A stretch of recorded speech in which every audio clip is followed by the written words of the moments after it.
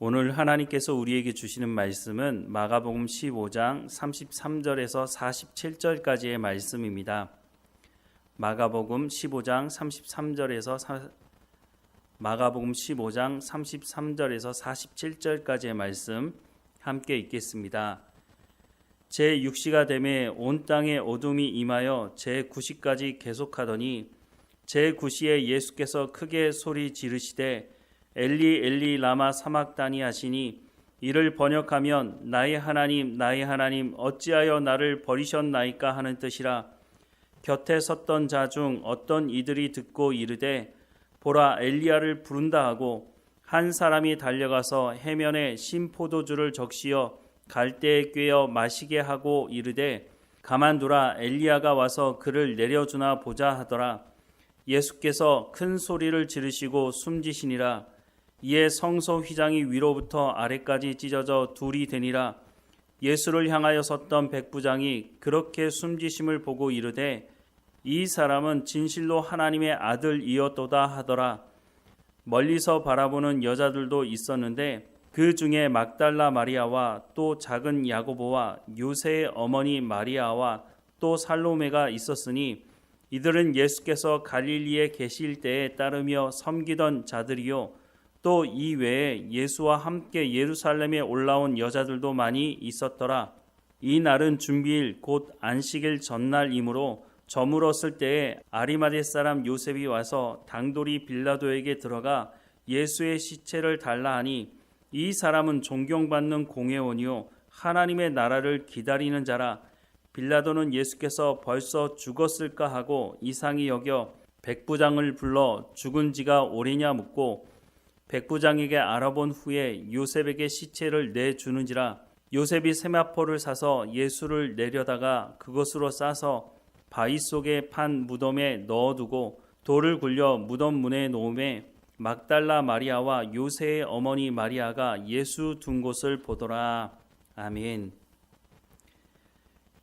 예수님께서 십자가에 못 박히시는 현장에 와 있는 사람들 대부분은 예수님을 조롱하는 사람들이었습니다.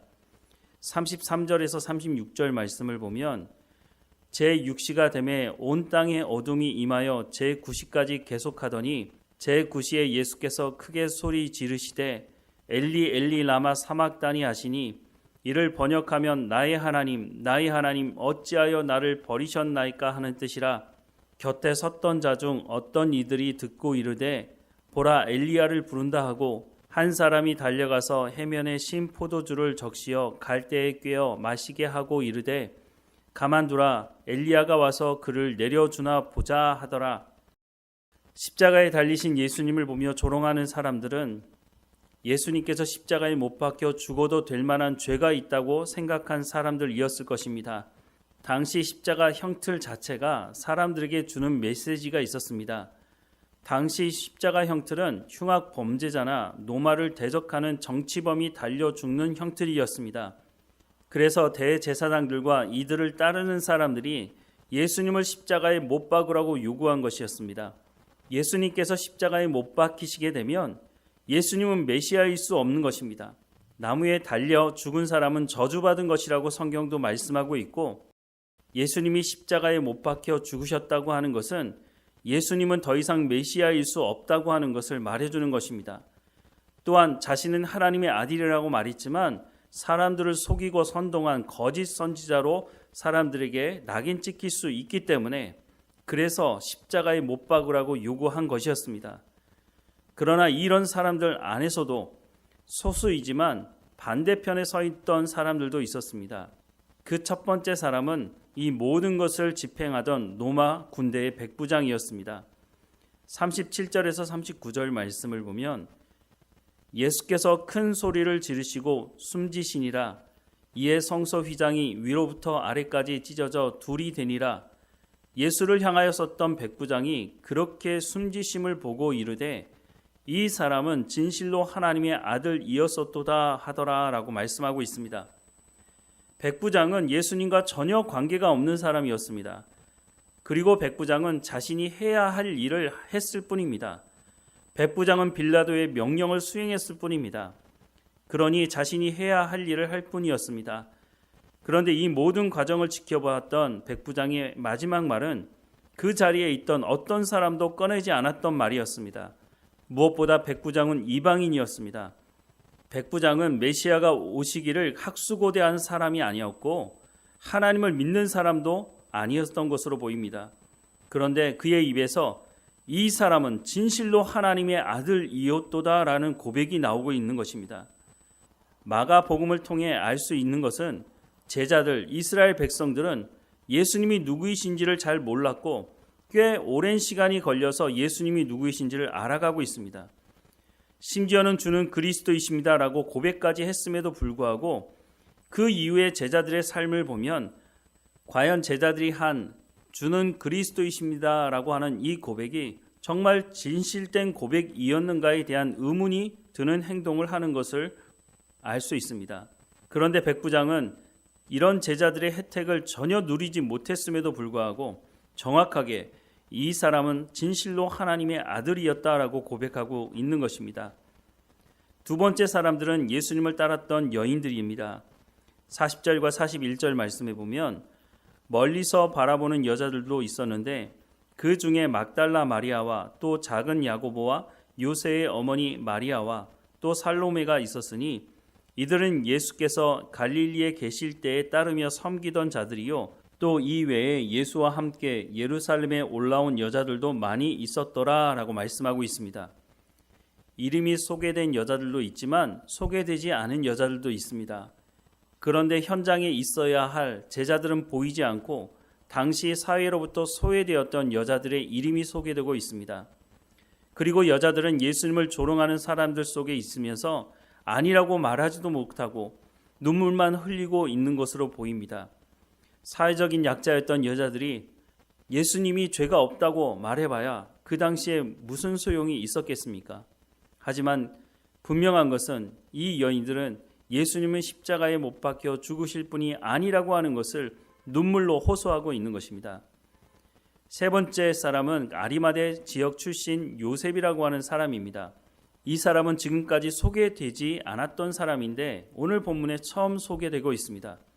그런데 이 사람이 빌라도에게 찾아가서 예수님의 시신을 요구하고 있습니다. 42절에서 47절 말씀을 보면 이 날은 준비일 곧 안식일 전날이므로 저물었을 때에 아리마대 사람 요셉이 와서 당돌이 빌라도에게 들어가 예수의 시체를 달라 하니 이 사람은 존경받는 공회원이요 하나님의 나라를 기다리는 자라.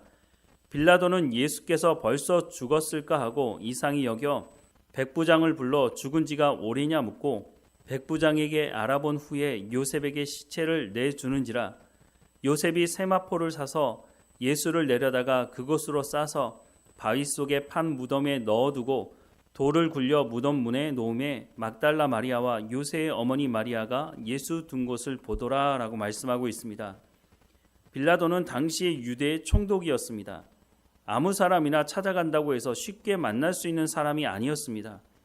그런데 요셉이 약속도 하지 않고 찾아가서 만났던 것을 보면 요셉이라고 하는 사람이 당시 상당한 권력을 가지고 있었던 사람으로 보입니다.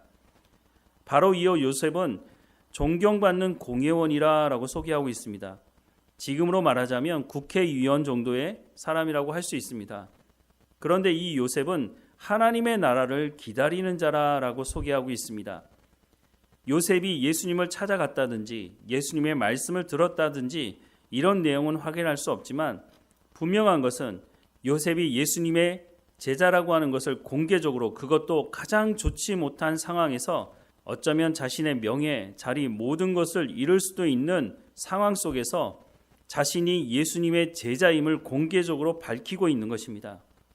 어두워서 아무것도 보이지 않고 아무 소리도 들을 수가 없고 어떤 것도 기대하고 어떤 일도 행할 수 없는 상황, 바로 예수님께서 십자가에 못 박혀 죽으신 그 현장의 상황이 바로 이러했을 것입니다.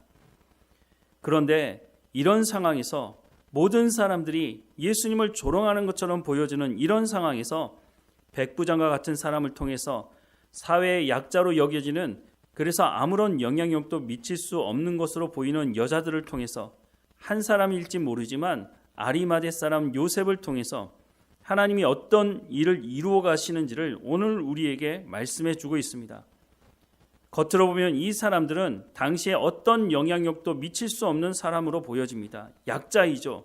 그런데 하나님의 말씀을 듣고 하나님 나라를 사모하는 이 사람들을 통해서 하나님은 하나님의 역사를 이루어가고 계시는 것을 오늘 우리에게 보여주고 있습니다. 문제는 이런 상황 속에서 하나님의 말씀을 듣고 순종하는 믿음의 사람들을 찾아보기 어렵다는 것입니다. 오늘을 살아가는 우리의 삶의 현장도 마찬가지 아닙니까? 하나님은 하나님의 역사를 이루어 가기 원하시는데 하나님의 말씀을 듣고 순종하는 사람들이 잘 보이지 않는다는 것입니다. 하나님은 하나님의 일을 이루기 원하십니다. 그런데 하나님의 능력으로 모든 것을 이룰 수 있지만 하나님은 하나님의 말씀을 듣고 믿음을 가지고 끝까지 하나님 말씀대로 순종하는 그 사람을 통해서 하나님의 역사를 이루어 가기 원하신다는 것입니다. 하나님은 하나님의 사람들을 그 손에서 단 한순간도 놓으신 적이 없으시고 잊어보신 적이 없다는 것입니다. 아무리 세상이 어둡고 소망이 없어 보인다 할지라도 하나님은 하나님의 말씀을 듣고 순종하는 그 사람을 통해서 세상의 빛이 어떤 것인지 참 소망이 무엇인지를 세상 사람들에게 보여주기 원하시는 것입니다.